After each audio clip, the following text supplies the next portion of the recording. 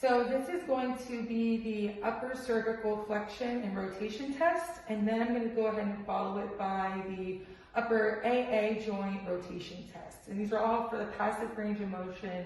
I'm assessing for any hypomobility. I'm assessing for any hypermobility as well. And let's go ahead and begin. So I have the patient off the side of the table. So it's going to be right underneath that occiput bilaterally.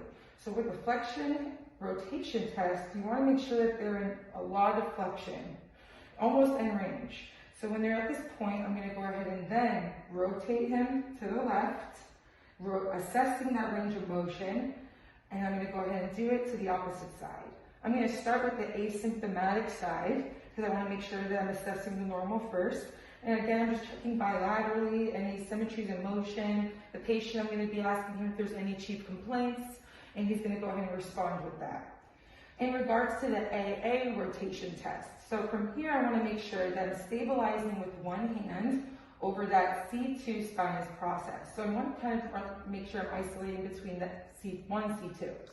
So once I have that, I'm going to try and get a little bit of stability by pinching with my left finger over that C2, and I'm going to go ahead and passively rotate him to the right, and I'm trying to kind of reduce the motion at that bottom aspect of the joint so that I'm getting most of that motion in that top vertebra. And again, I can kind of do it to the opposite side. If I feel more comfortable, which I would, I'm going to go ahead and switch my fingers. So I'm going to pinch over the C2, and then I'm going to go ahead and passively rotate. And again, what I'm doing is I'm just trying to reduce the motion on that vertebra, the lower one, and go ahead and slide yourself down there, Nelson, just so you're comfortable. And I'm just kind of pinching the bottom one so that when I'm rotating passively the top, I know that I'm really just kind of isolating out the motion at that top segment. So those are the two passive range of motion tests for those upper cervical spine. So I'm going to go ahead and start performing the isometric motions. So the first one I'm going to go ahead and ask Alex to do is go ahead and flex your head slightly and resist me pushing. Very good. And now slightly extend your neck. Hold. Good. And resist me. Very good. And now we're going to go ahead and laterally flex to one side. Hold and resist. Go ahead and switch sides. Hold. Resist. Good. And now we're going to go ahead and do rotation. So go ahead and move slightly to one side, and I'm going to go ahead and resist you. Good. And again, slightly, and I'm going to go ahead and resist. And again, any positives for any weakness noted is going to be a positive sign for these. This is the craniocervical flexion test, and this is going to be assessing for the deep neck flexor weakness. So I have a blood pressure cuff underneath Alex's cervical spine, specifically pumped up to 20.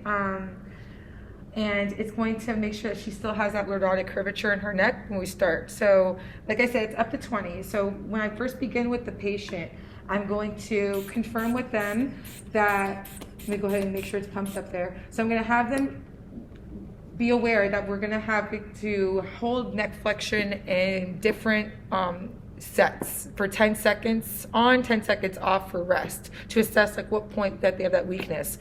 For this test, we want to start, as they said, at that 22. So she's at 20 at rest. So we're going to pump it up to 22, hold for 10 seconds, and then go up to 22, 24, 26, 28, 30, hopefully. So starting at 22, I'm going to say, okay, Alex, I'm going to go ahead and have you tuck your chin into your chest and hold for about 10 seconds.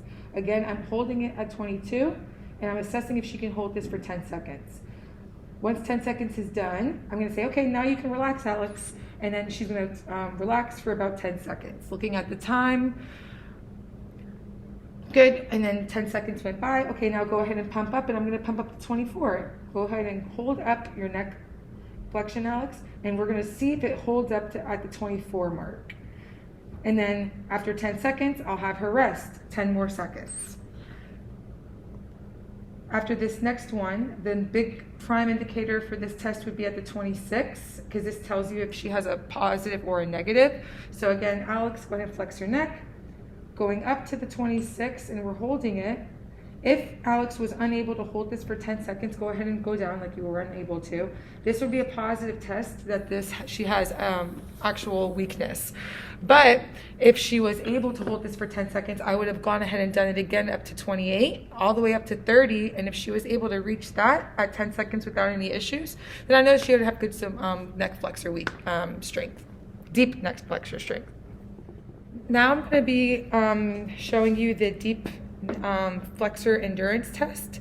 So with this, I'm going to have my hands, I know Alex is just relaxing right now with my hands right behind her on her occiput. And what I'll go ahead and do, just for me to be safe, to stand up. So I'm going to have Alex lift up her head 1 inch off of the table. My hands are directly under her occiput, not touching her head. I'm going to have her hold this position for about 39 seconds if she's able to. I'm assessing the chin tuck. That's the most important thing. I can look at the neck rolls if that helps. So if I see a loss of the neck rolls, I know she's lost the chin tuck. Or if I feel her head on the back of my hands, I know that I want to stop the test immediately because she doesn't have the strength. So go ahead and relax. So like I said, we want to have her at 39 seconds plus or minus 26 seconds. And this will allow us to know that she has adequate deep neck flexor strength. And if she can't hit that 39 seconds, I know that she has weakness there. And it's a positive test. This next test is cervical distraction test. And a positive test would be, once applied, the peripheralization is minimized and she actually feels better. So I'm going to go ahead and put both of my hands underneath Alex's occiput. I want to make sure that I have a nice, good posture. Good. And then from here, what I'm going to go ahead and do is just slightly distract and lift up. And you can hold for a couple of seconds. Again, positive test would be the patient expresses a relief and slowly coming right back down. Don't just drop the head. This next video coming up is going to be showing you distraction, but this time for the atlantoaxial joint. The patient in the supine position this time, I'm making sure that I'm stabilizing that lower vertebra and slowly distracting up, making sure I'm isolating these two out. This is the sharp pursor exam. This is going to be assessing for upper cervical spine ligamentous instability, specifically at the potential C1, C2 junction. So what I'm going to go ahead and do is find the C2 spinous process. From there, I'm going to go ahead and pinch it with a nice grip. I'm going to go ahead and passively flex the neck slightly, and then from here, I'm just going to have Alex try and relax as much as possible, and I'm going to go ahead and push posterior like a PA glide with her head on that junction. And a positive sign would be an increase in symptoms, or if she had any sort of issues with breathing, or if she had any dizziness, or if she had any sort of complications with like a clunking feeling in that junction, that's a positive sign. And the exam should be completed at that point. This is the anterior shear stress test. This is assessing for the upper cervical ligamentous instability. So what I'm going to go ahead and do is have Alex lay supine. I'm going to go ahead and find the C2 spinous process, then go up 1, so I'm kind of at that C1 junction. I'm going to put my fingers and together, and then from here I'm just going to go ahead and lift up. And I'm going to hold here for 15 seconds at max. Or if I had felt a clunk immediately, I'd probably let go. But I'm assessing specifically for like a sensation or chief complaints of nystagmus, nausea, dizziness, or I can look at her eyes and look for pupillary changes as well. And those would be positive signs that there would be compression possibly at that spinal cord. This is the alar ligament stress tests. I'm going to show both for side bending and for rotational. And these will both be stressing that alar ligament in that upper cervical region. So what I'm going to go ahead and do is for side bending, I'm going to go ahead and find the C2 spinous process. Good. And I kind of want to have my hands on both sides of maybe like that facet junction, because what I'm going to try and do is assess where there is any gapping or any excessive motion going on when I'm doing these motions passively. So I'm going to start with side bending. So I'm going to go ahead and passively side bend her to the right. With that, I can feel the ligaments being tensed up on the left. So if this was a positive sign, I would see excessive motion, or I wouldn't feel the tension on that ligament. So again, if I were to then side bend her to the left, again, I now feel the ligament getting tensed up on the right, and the motion is pretty stable. So I know that that would be a negative sign. To test it for rotation, I would then rotate her to the right. And again, I would feel the ligaments getting tensed up on the left side, and then I'll do it to the left, and I feel the ligaments getting tensed up on the right. If this was positive for here, again, you would see excessive motion for that rotation, and you wouldn't feel the ligaments getting taut on that contralateral aspect of the joint. This is going to be the transverse shear test, and this is going to be assessing again for that laxity in that upper cervical region. So I'm going to go ahead and have one hand on the C1 transverse process on the left, and my opposite hand is going to be on the transverse process of C2. So with that, let me go ahead and find my points. Okay, move it over. Good. Sorry about that, Alex. I'm going to pinch you. Good. So I'm at both points. So what I'm going to go ahead and do is set up my points. And I'm going to go ahead and push the 2 points together, kind of causing that shear force between both vertebrae.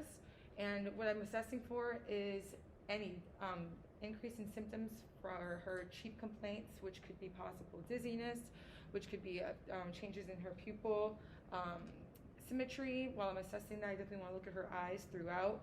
She could have a clunking feeling or instability. She could potentially also have any lump sensations. So this is a good test to test for that initially in your exam. This is the brachial compression test. If I were to assess her on the right side, what I would do is locate that area of the brachial plexus that I'd be concerned about. So I'm pretty much on it, and I would go ahead and do a squeeze with my index finger and my thumb. And a positive test would be an increase in that chief complaint symptoms or an increase in that peripheralization down that upper extremity. This is the distraction test. So I'm going to go ahead and locate that occiput, and I'm going to go ahead and position myself so that it's comfortably symmetrical on both sides. And then from here, what I'm going to go ahead and do is just lift up, and I can hold. And this test is a symptom relieving test, so she should actually feel better when I do this, and that would be a positive sign. And when you come back down, make sure you slowly bring them down and don't just drop their head. This next test is going to be the Sperling's test. I'm going to show it the way that we were taught in class, and I'm going to explain it the way that the book has it with different sequences. And the purpose for that is because some of the positions in the book can actually make Alex feel uncomfortable, and I'm not trying to do that. So with this, I'm going to go ahead and laterally flex her head towards the side that is causing the chief complaints. Obviously, for every special test, I would have it do it on the unaffected side first, but for time's sake, I'm going to go ahead and just do it. So she's laterally flexed to the left, and I'm going to go ahead and push slightly down. And a positive test or positive sign would be an increase in radicular symptoms down that upper extremity. If this didn't occur, I could make it a little bit more advanced by side bending, extension with rotation towards that same side, and then I would go ahead and perform it as well. With that, the book says to go ahead and have them starting in a neutral position. Then you would go ahead and have them move on to an extension position. Then you would go ahead and have them move on into that extension lateral flexion position with that rotation. As I said, it goes from not feeling it to more severe, but this we were taught in class, and that's the way I would go ahead and do it in my practice as well. This is the Jackson's compression test. With this, if I were to assess Alex's right side towards her chief complaints, I would go ahead and have her rotated towards that side, and I would go ahead and again apply a downward axial load. And what this would do is increase the symptoms on that peripheral side towards the side that she rotated towards. And I would usually do this on the unaffected side just for comparison reasons as well. So this is the shoulder abduction test, and this is actually going to be done actively by the patient. So this means you would go ahead and educate the patient. Okay, so Alex, if this was on her left side, I would obviously have her begin with her uninvolved, but for time's sake, she's having chief complaints on her left side. I will have her raise up her arm and put it over her head with her neck in this neutral position. And we're going to hold here for a few seconds. And I should hear her say, oh, my symptoms have reduced. I don't feel it as much, because this is going to be a relieving test. If she still has the symptoms on that side, then it would actually be a negative. So this is the upper limb tension test for the median nerve. So the first thing I'm going to go ahead and do is depress the shoulder. I'm going to go ahead and abduct the shoulder to about 90 degrees. It can be 110 if you prefer. From here, I'm going to go ahead and put my fingers through hers. So I want to go ahead and supinate the forearm, externally rotate the shoulder, and I'm going to go ahead and extend the wrist. And the last thing I'm going to go ahead and do is slowly extend the elbow. And I'm going to go ahead and let me know when you feel the symptoms. And if she said now, I'll go ahead and stop at this point. But if she never did feel them, I would say, okay, I'm going to come back here. Go ahead and now laterally flex try and touch your shoulder with your ear. And then from there, I'll go ahead and perform it again. Slowly extend, let me know when you feel it. And a positive test would be that increase in chief complaint symptoms down that pattern. This is the upper limb tension test for the radial nerve. I'm going to go ahead and depress the shoulder. I'm going to put my fingers just through her hands. I'm going to abduct the shoulder to about 90 degrees to 110. From here, I'm going to pronate the arm, and then I'm going to go ahead and flex the wrist, and just put my leg here. I'm going to slowly start to extend. And I'm going to have her let me know when you start to feel the symptoms. And positive sign would be an increase in that radicular pattern to that radial nerve distribution. If she was unable to feel that, I could also depress, go ahead and laterally flex, like you want to touch your ear to your shoulder. Good. Shoulder abduction, pronation, and then I'm going to go ahead and start to flex that wrist and extend the elbow. Again, positive sign would be an increase in that chief complaint radicular pattern. This is the upper limb tension test for the ulnar nerve. So I'm going to go ahead and position myself. Sorry about that. I felt a little click there in your wrist. So I'm going to go ahead and depress the shoulder. So I want to go ahead and put my fingers in first. So I'm going to go ahead and fully extend the wrist, fully supinate that arm, and then I'm going to go ahead and come all the way around, fully externally rotate that shoulder, fully flex the elbow, and I'm going to try and extend the wrist more and more. Alex is going to let me know when she feels that chief complaint in that ulnar distribution pattern. If she didn't, I can go ahead and relieve it. Go ahead and laterally flex your neck like you want to touch your ear to your shoulder. Depression, again, full supination, full wrist extension, full elbow flexion, full shoulder external rotation. And I'm going to go ahead and complete. And again, positive sign would be an increase in symptoms down that ulnar nerve peripheral distribution. This is the Lermite test, and it is a upper motor neuron assessment. So Alex is in this position, so I'm going to have her go ahead and tuck her chin into her chest, because I really want to increase this curvature in the upper extremities.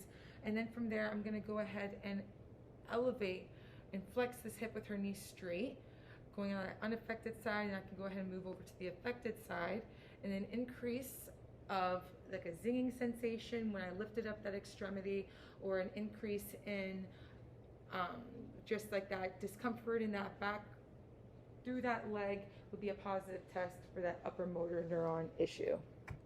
So this is the vertebral artery quadrant test, and you want to do this before performing any mobilizations on your patient, because you want to make sure that the vertebral artery is not impinged. Try and relax as much as possible. Take a deep breath in and then out. So you want to have the patient completely relaxed, and what I'm going to go ahead and do is extend the neck. I'm going to go ahead and side bend, and I'm going to rotate towards that side.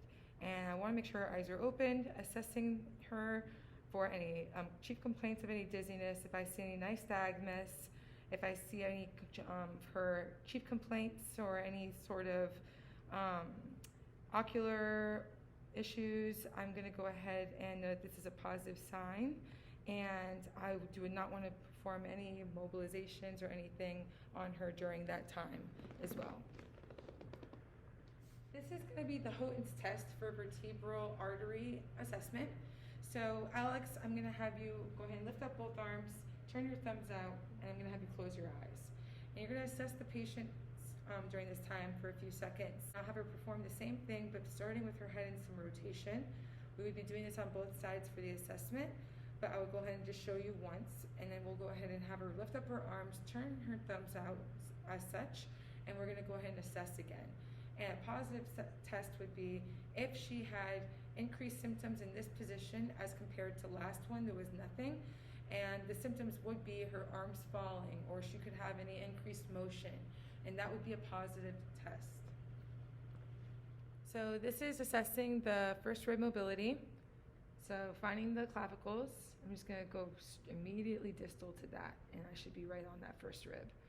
So the first thing I'm going to just go ahead and have her do is just breathe, some deep breaths, and I'm just assessing the movement. Go ahead and do that a couple times. Good. And then from there, go ahead and touch your right ear to your right shoulder. Good. And go ahead and come back up. I should have felt that rib coming up, and I did. And now go ahead and do the opposite. Good. Come back up. And again, I felt a little bit of motion coming up from that rib, which is good. They're both symmetrical, which is a negative sign for any complications. So I'm going to go ahead and go through all of the thoracic syndrome tests. So the first one that we're going to go ahead and do is going to be the shoulder girdle elevation, passive test. So I'm going to instruct my patient to go ahead and cross your arms over. Good. And we know this patient has to be coming in with these chief complaints in order for me to do this test in particular, because it's a symptom relieving test.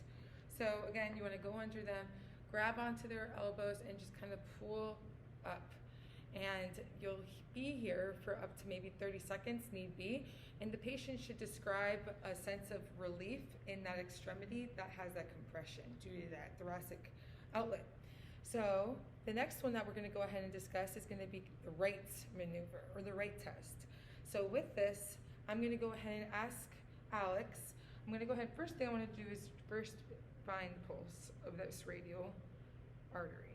Once found, I'm going to go ahead and elevate the arm, externally rotate the shoulder, and I'm going to see if there's any, or feel if there's any reduction in the pulse rate.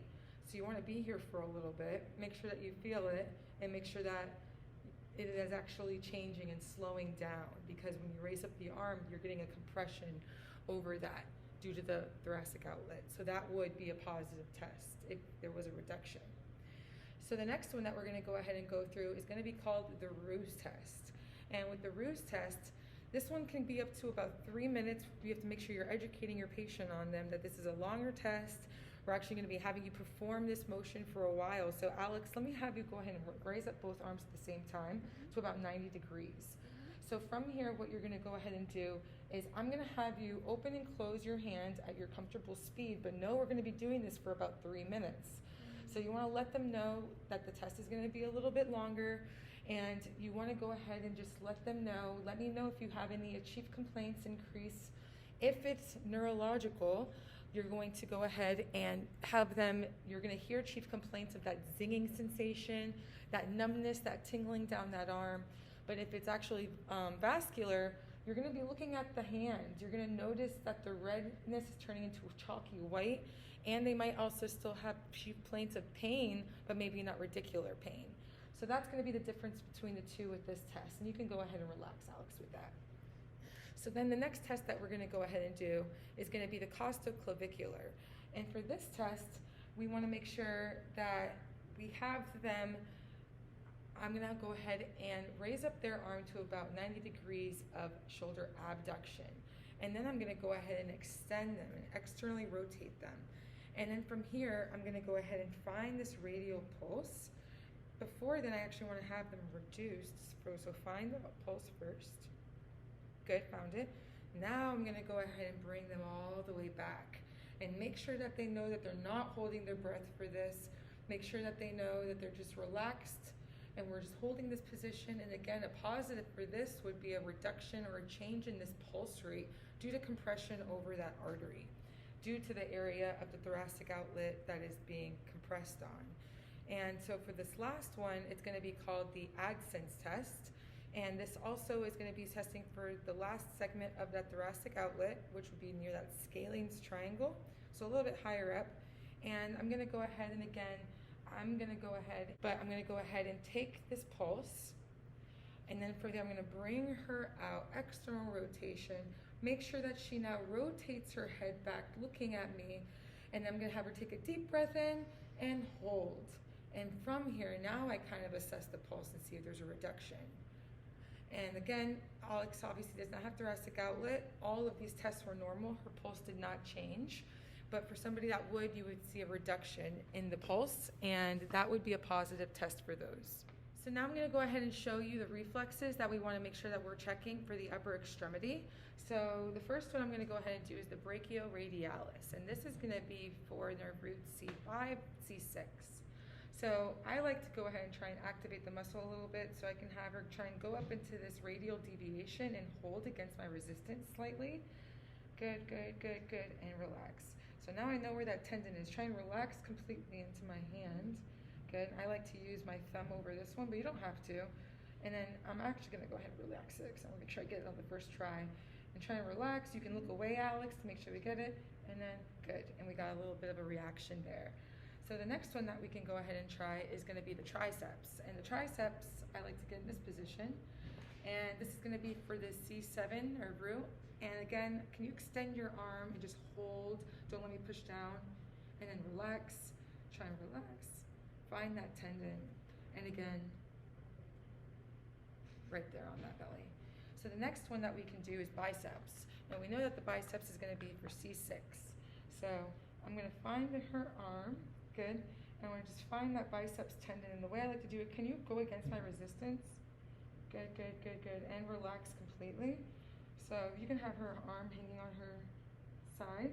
Keep your thumb on that biceps tendon, and then you're going to go ahead and hit your thumb, and I got that reaction for that one as well. So the next one that we want to do is there's going to be the jaw reflex, the jaw jerk reflex. Because we have our face masks on, it's going to be a little bit difficult to see it, but I should be able to still feel it, so I'm going to go ahead and explain it to you. So with this, I'm going to go ahead and go on to this side. I'm going to ask Alex, can you just put your hand on your chin for me really quick? Good. And then I'm going to put my thumb there. And I'm going to make sure that her mouth is just slightly opened for this. And I know I'm going to hit my thumb very slightly. And let me go ahead and try that again. Get the thumb. Good. And then I should feel a slight jerk, or I should feel the jaw slightly going up. It's a little bit easier to see it, but unfortunately, that's what we got to do during these times. And those are all the reflexes that we want to check for the upper extremity.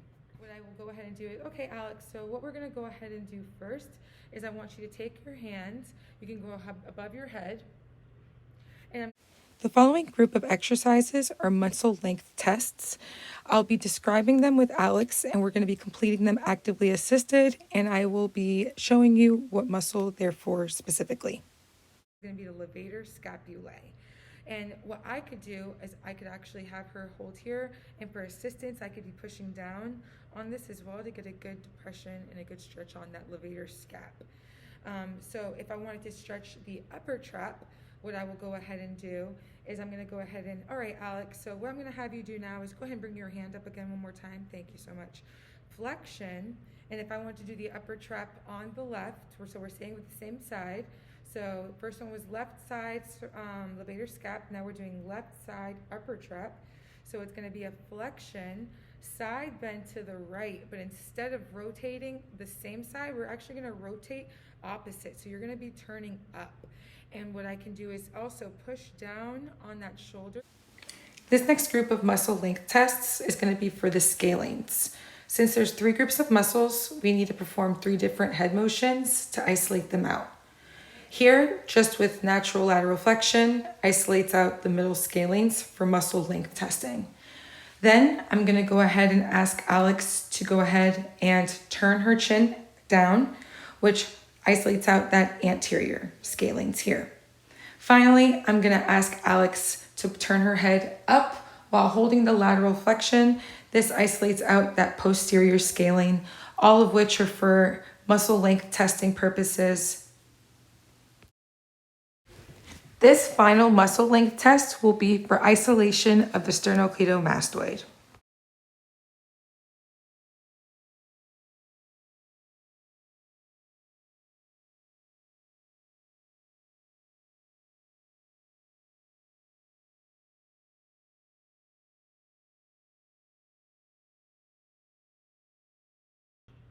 So I'm going to go ahead and go through the upper extremity myotome assessment from C1 all the way down to T1.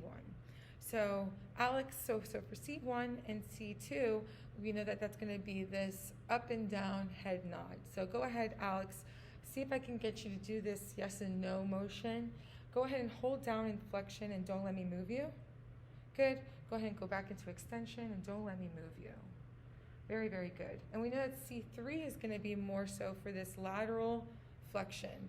So again, let me go ahead and see you do this, Alex, this motion, one ear to one shoulder, one ear to the other. Hold here. Don't let me move you. Good. Switch sides. And don't let me move you. And you know, for myotomes, we want to make sure that we're holding for that nice consistent pressure for about 10 seconds at most, no overpressure. So it's a little different than just regular manual muscle testing, and we're trying to assess for that fatigue at any point in time. So we already did C1 through C3. Next one's going to be C4. So go ahead and do an upper trap shrug. Hold up, don't let me move you. Good. Next one I'll have you do is C5. So again, with these tests, we want to test the non-involved first to the involved, but for time's sake, I'm just going to show you them all throughout. So next one was going to be shoulder abduction. So bring your arm up in here. Good. Don't let me move you. Very good. C6 is going to be this elbow flexion motion. So go ahead and hold here. Don't let me move you. Very, very good. You could also test for C6 if you wanted to. It could be like this wrist extension. So you can go ahead and come up with one. Extend. Go ahead. Push down. Good. And if you wanted to go ahead and do C7, extend that arm, and you can go ahead and also test for wrist extension, or you can go ahead and try and test for wrist flexion. So go ahead and flex your wrist and go ahead and resist me. Very good. And now we're on to C8, which for this person, I'm going to go ahead and have her do thumb extension. So hold up and don't let me move you down. Very good. And then finally, when we get down to T1, T2, that could be finger abduction, adduction. So don't let me push you in. Good. And then don't let me try and push you away. So I'm going to try and bring her out. Very, very good. So now we're going to go ahead and demonstrate how we're going to actually be measuring the range of motion for these motions. So the first one for TMJ depression, so seeing how wide they can actually open their mouth, I'm going to be using this ruler, make sure that everything is clean and sterile, make sure your patient knows that I'm not putting this actually inside your mouth, but it's going to be very close to you, and I'm just going to be measuring the amount of motion that's in your jaw, okay? So with, I'm going to go ahead and ask you, I'm going to need to observe your teeth fully. So if I can just go ahead and make sure that, just for video purposes, I'm just going to show you like where my points are. My tape measure, I want to make sure that I'm on the millimeter aspect. And I know that I'm going to be wanting to have alignment with the first 2 rows and then the bottom 2 rows. So look at the lines in alignment. So that's going to be my starting point, and then that's going to be my starting point. So I'm going to ask, okay, Nelson, just kind of open your mouth as wide as you can to a nice comfortable range. So again, I'm going to kind of go to the side, find my points. During this time, I'm also assessing for any deviations of the jaw at any direction in somewhat of a C pattern. 40. So this patient is around like that 45, and we know that that's normal because we want that max about 50 millimeters. So that's normal for him. So next I want to go ahead and check for my actual deviations, lateral and medial deviations. So with this, again, I'm going to use the same ruler that I had. Again, Nelson, I'm going to be asking you to kind of open your mouth slightly for me, not really in this position, more so I just need to see your teeth. So you can relax your jaw, kind of like more smile. And then from there, just make sure that your teeth are kind of good. And again, I'm looking at those 2 points to which I had before, but instead of up and down, it's to the side. And again, Nelson, I know I'm wearing a mask, so it's a little hard to show you, but the motions that I'm actually interested in you doing right now is going to be like this side motion with your jaw, exactly. So I'm going to ask you to move from one side. You can start to whichever side you want. Just let me know. We can start there. But I'm going to actually have you starting in a neutral position. So remember, let me see your teeth, please. Good. Make sure you got your points. That's normal for him. So next, I want to go ahead and check for my actual deviations, lateral and medial deviations. So with this, again, I'm going to use the same ruler that I had.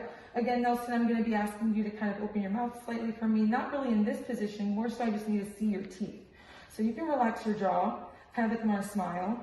And then from there, just make sure that your teeth are kind of good. And again, I'm looking at those 2 points to which I had before, but instead of up and down, it's to the side.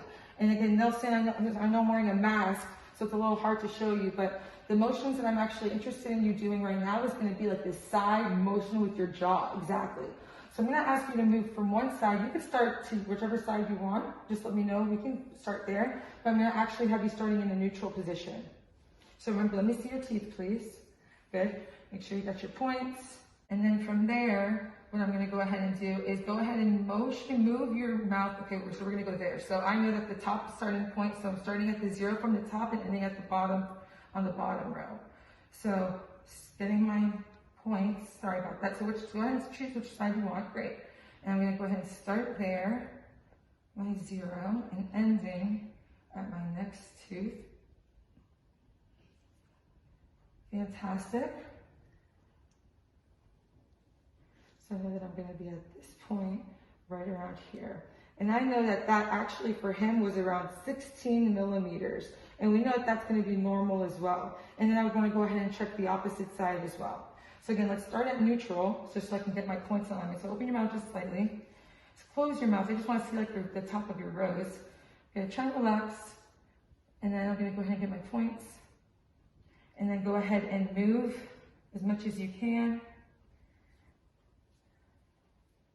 Good. So from that point to there, and he actually has a little bit less on that rotation. So the first one I said he probably had around that 15, and here he probably has around that 13. So his deviation to the right is a little bit less than his deviation to the left, which is not abnormal for there to be differences between the both. Thank you. So I'm going to go ahead and demonstrate how you want to educate somebody who has maybe potential TMJ issues about what we call the resting position of the tongue. And this is going to be for somebody, like I already mentioned, they may have that unilateral jaw pain. And this is going to be helping to relieve them and showing them that you can actually help reduce this discomfort at any point in time that you actually have this throughout the day. This helps build the patient's self-efficacy, knowing that they can actually be a contributor for themselves to help reduce the amount of pain that they have. So Nelson, with this exercise, I'm sorry that I have a face mask on, but I'm going to try my best to educate you as easy as possible. So with your mouth and with your jaw, this position I'm going to go ahead and show you, you're going to go ahead and open up your mouth. And with your tongue, I want you to try to feel the roof of your mouth, and you feel those little lines and those crests and those deviations. Try and relax and try and touch your tongue on the roof of your mouth. We're not pressing up like you're doing, like trying to aggressively press up with it. All you're doing is just touching it, kind of like you want to say lollipop or something in that realm. So when you actually get that position, I want you to try and hold it, and you can actually close your mouth when you have that position. And I want you to challenge you to try and hold this position about 1 minute and try and hold it. Maybe try and do maybe a couple of reps, and I want you to try and do this throughout the day, especially when you start to notice points of when that jaw is kind of getting that discomfort. The whole point of this is to kind of help get your jaw in this position so that those muscles that are holding them and getting them in this difficult position due to maybe spasticity or whatever is potentially going on, it's going to help them relax. That's the whole point of this, is we want those muscles to relax. So again, try and do this, and you can even try and challenge yourself to hold it for more than a minute. Maybe hold it for like a whole song, whatever you feel like. But your home exercise program would be just to Be in this position, hold for about a minute, and try and do this for a few sets throughout your day. So I'm going to go ahead and show you how to palpate specific structures of the TMJ specifically. So the first one I'm going to go ahead and show you to try and isolate out. On the left side, I'm going to go ahead and show you the masseter. And the masseter is a very important muscle that helps with elevation of the jaw. So I'm going to go ahead and find my points. So I know that the masseter runs from this mandible, the ramus, and it goes all the way to the zygomatic arch. So anytime you want to palpate stuff, you want to find that distal and proximal attachment site. And I want to kind of put my finger right there on where the muscle belly would be. And if you could just open your jaw very slightly, Nelson, just relax with that position. Relax with it opened. Now I'm going to ask you to close it. Great. And I actually feel that muscle belly right directly underneath my finger. And again, that's that masseter. For the second muscle that I'm going to go ahead and show you, we call this the temporalis. Your temporalis is a muscle that's extremely important, again, for TMJ elevation. So what I'm going to show you, it originates on this temporal fossa, and it comes all the way down to the actual mandible itself. So again, in a comfortable position, Nelson, if you could just have your jaw opened, comfortable. So again, go to the insertion, go to the origin, then go to the insertion, and kind of put your finger where the muscle belly would be. Again, I just want you to close your mouth. And go ahead and do that one more time, just to confirm I'm on my point, and close, and very good. I feel the contraction of the muscle right underneath my finger. From here, I'm going to go ahead and show you these other muscles that are going to be important for motion of the deviation of your TMJ.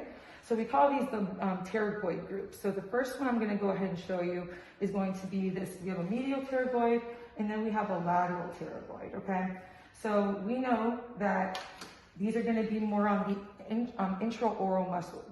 So if I want to go ahead and palpate my lateral pterygoid, I know that this one's going to be more on the higher aspect because it's going to be connecting more of that sphenoid and that TMJ. And you know that it has two muscle heads. And for me to palpate this, I'll obviously ask my patient, I have my gloves on for safety. Nelson, are you comfortable with me putting my fingers into your mouth? Yes. Thank you, I'm sorry. So I'm going to go ahead and slightly ask you to go ahead and open your mouth. With this technique, you want to put your fingers all the way down to the top molar. Then you're going to move your finger out to the side because we want to try and get that point up at the top. So again, make sure your patients are nice and comfortable with this. I can go ahead and show it to you like this. So with the finger again, you want to look that you're on the top crown, move over to the side, and you're going to feel a little thing that feels like a bone, but it's actually going to be the muscle itself. And then you can ask the patient to just move your jaw to the opposite side. Yeah, and I feel the contraction of that muscle very strong. And then if I wanted to go ahead and move to the opposite side for the medial pterygoid, I know that this one's going to be more on the bottom. And this one has that attachment more so for that TMJ and the actual mandible itself. And we want to go ahead and make sure that again, am more palpating on the lower aspect of the molar, and it's going to be more on the bottom, really close to the actual mandible itself on the inside. So go ahead and slightly open up your teeth. I'm just going to move my fingers down the bottom row of your molars, move my finger to the side, and I'm just going to palpate that muscle as well. Knowing that these muscles for these patients are going to be extremely tender, and then go ahead and, again, I want you to just kind of do that motion again, when you're moving your jaw to the side. And good, and I see that motion, I feel that contraction of that muscle as well. So those are going to be more of those intraoral muscles that are in control of the actual TMJ motion. Okay.